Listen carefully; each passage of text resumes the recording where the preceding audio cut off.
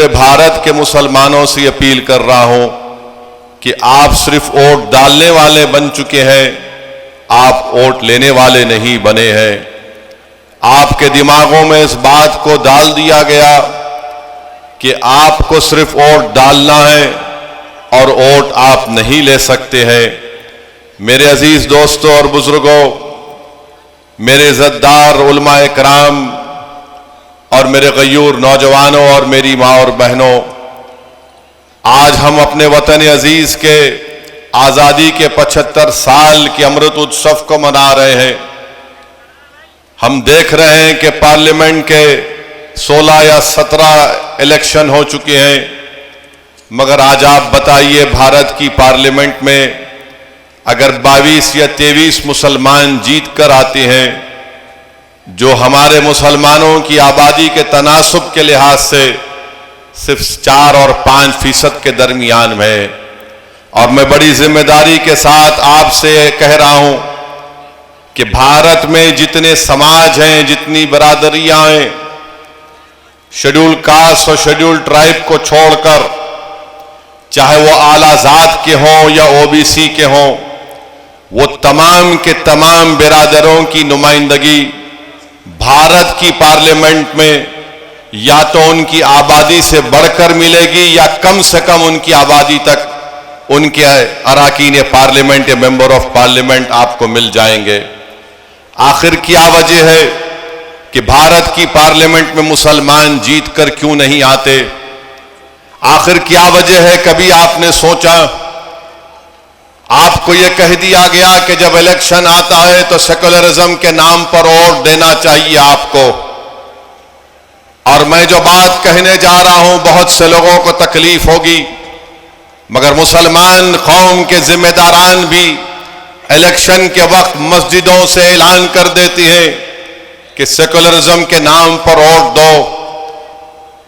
मुसलमान कौम के बड़े बड़े लोग ऐलान कर देते हैं कि सेकुलरिज्म की बका के लिए वोट दो। मुसलमान कौम को कहा जाता है कि ये चुनाव तुम्हारी जिंदगी और मौत का इलेक्शन है।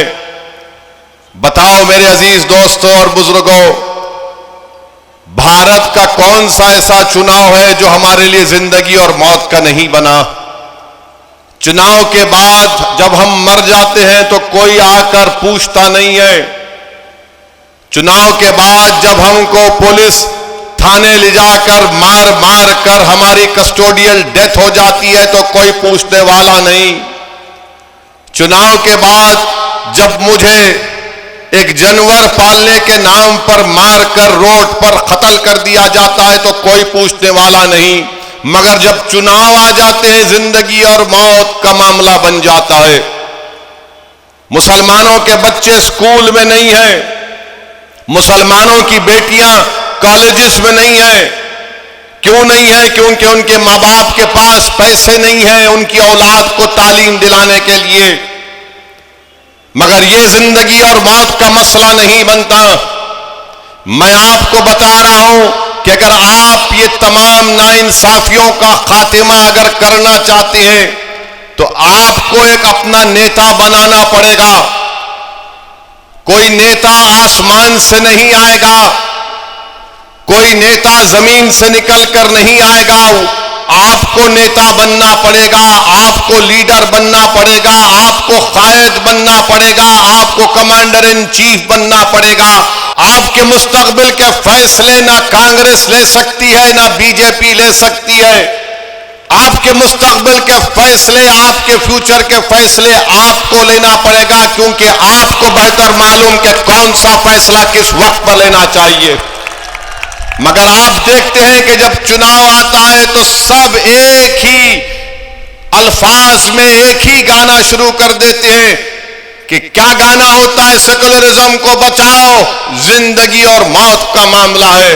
जो लोग ओवैसी पर इल्जाम लगाते हैं कि ओवैसी चुनाव लड़ता है तो वोट काटने के लिए लड़ता है, अगर बताओ ये जो बच्चे तड़प तड़प कर मर रहे हैं उसका जिम्मेदार ओवैसी है या आप हैं? बताओ।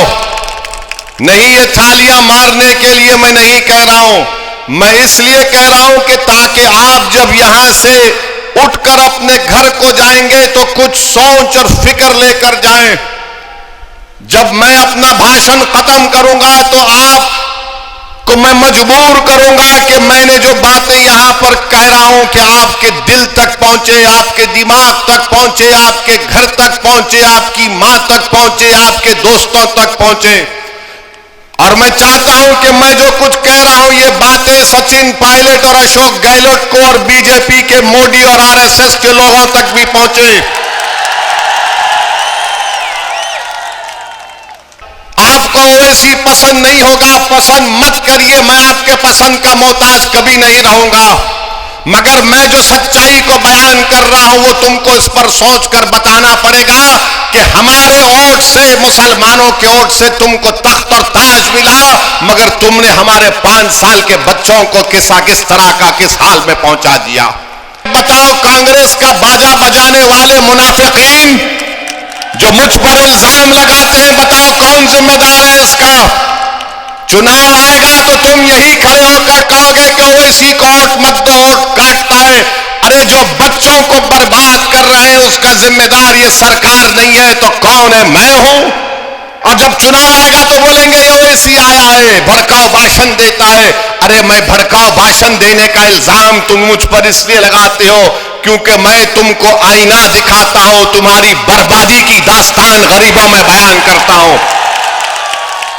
चुनाव आएगा तो बोलेंगे भाजपा को हराना है, मोदी को हराना है, ओवैसी के बातों में मत आओ। ओवैसी तुमको जज्बाती तकरीर करके तुम्हारे दिलों में जहर पैदा कर देगा।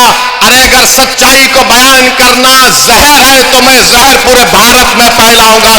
तुमने किया है, तुमने हमारे बच्चों की जिंदगी में जहर घोल दिया है, तुमने हमारे मासूम बच्चों को बर्बाद किया है। सत्ता में तुम हो, मैं नहीं हूं। इख्तिदार पर तुम हो, मैं नहीं हूं। मुख्यमंत्री तुम हो, मैं नहीं हूं। वजीर तुम हो, मैं नहीं हूं। प्रधानमंत्री तुम हो, मैं नहीं हूं। मेरा हाल तुमने ये करके रख दिया। और जब चुनाव आएगा तो सब के सब खड़े हो जाएंगे एक साथ, पूरे जोकर खड़े होकर पुकार पुकार कर कहेंगे असद की बातों में मत आओ, असद की बातों में मत आओ। अरे मैं तुमसे सवाल कर रहा हूं कि इसके बावजूद भी आप अपने वोट का कैसे इस्तेमाल करेंगे? मेरे अजीज दोस्तों और बुजुर्गों, यही तुम्हारी बर्बादी की दास्तान नहीं है। मजलिस के सिर्फ 7 एमएलए हैं, कोई मंत्री नहीं है, मगर मजलिस की मौजूदगी वहां की हुकूमत को मजबूर करती है कि अक़लियतों से और मुसलमानों से जो वादा किया उसको पूरा करना पड़ता है। आपके पास सियासी ताकत नहीं है, आपके पास नेता नहीं है, आप मुत्तहिद नहीं है, आप खानों में बटे हुए हैं। तो इसीलिए यहां की सरकार कहती है कि इनको कैसा भी करो, ये फिर फिराकर हमको ही वोट डालेंगे।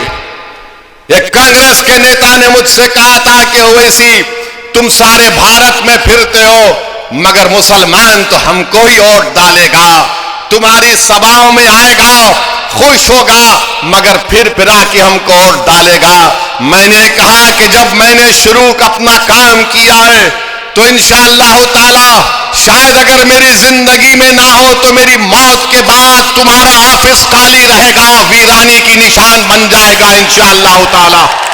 क्योंकि तुम्हारे अल्फाज इस गुरूर को बयान करते हैं कि तुम समझते हो कि मुसलमानों के पास कोई अल्टरनेटिव नहीं है, मुसलमानों के पास कोई दूसरा रास्ता नहीं है। दूसरा रास्ता मजलिस का मैं तुम्हारे सामने पेश कर रहा हूं।